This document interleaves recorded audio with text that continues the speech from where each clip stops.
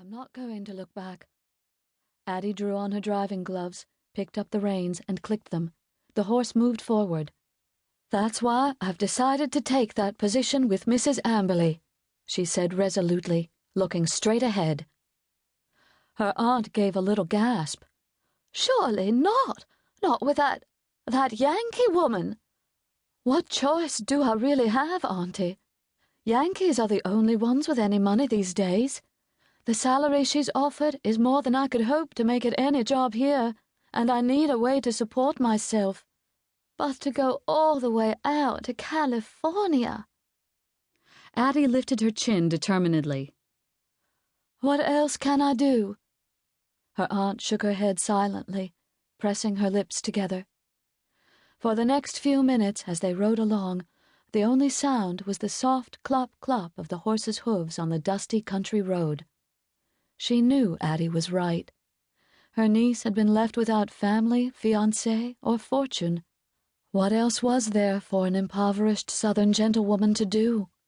At 25, in the South, Adelaide was considered hopelessly on the brink of spinsterhood, particularly now that so few eligible men of her age and class had returned from the war. Marriage seemed a remote possibility. What alternative did she have but to take the offered position as companion to an elderly widow? The job offer had come through a distant cousin of Susan's. One of his new Yankee friends had asked him if he knew of a refined young lady to be the paid companion of his great-aunt Sophia Amberley at a famous soda hot springs health resort in the Napa Valley of California. Susan had refused to have anything to do with Cousin Matthew since he began doing business with their despised conquerors. Many affluent Northerners had swarmed into Richmond since the surrender, buying homes and property the natives could no longer afford. Matthew, however, had assured the man he had the perfect answer to his elderly relative's search for a young, healthy, intelligent, ladylike employee. The salary offered was one Adelaide felt she could not turn down. Susan glanced over at her niece's cameo-like profile. Before the war, everything would have been so different for a young lady of Adelaide's beauty and breeding. She had certainly inherited both parents' good looks, if nothing else. She had her Carrington mother's high-arched nose, winged eyebrows, dark, lustrous, and silky hair, marvelous eyes the color of cream sherry. Of course, her erect carriage and the elegant set of her head were all definitely Pride. Pride.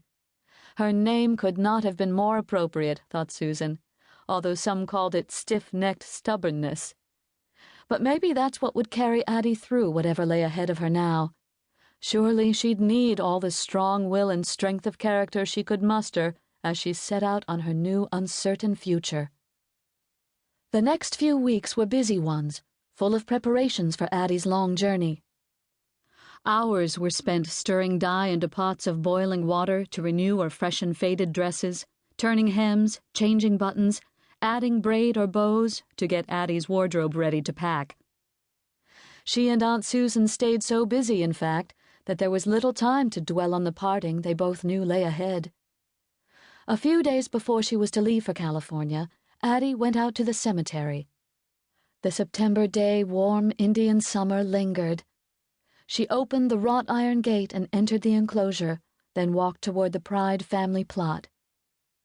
At the foot of the two headstones engraved with the names Spencer and Lavinia Pride, she placed the mixed bouquet of late-blooming fall flowers from Aunt Susan's garden: asters, cosmos, Queen Anne's lace. Standing there for a few moments, Addie was lost in affectionate remembrance of her parents. Her tall, strong-featured father, with his kind eyes and humorous mouth. Her gentle mother, known endearingly to all as Lovey. They had given Addie a wonderful heritage, and she was only beginning to appreciate it. All the values they had lived, she silently promised to try to practice in whatever lay before her. After a few moments of reflection, Addie moved on through the graveyard, pausing here and there to read inscriptions on the markers. Many names she recognized, boys she had grown up with who had gone off as soldiers and never returned.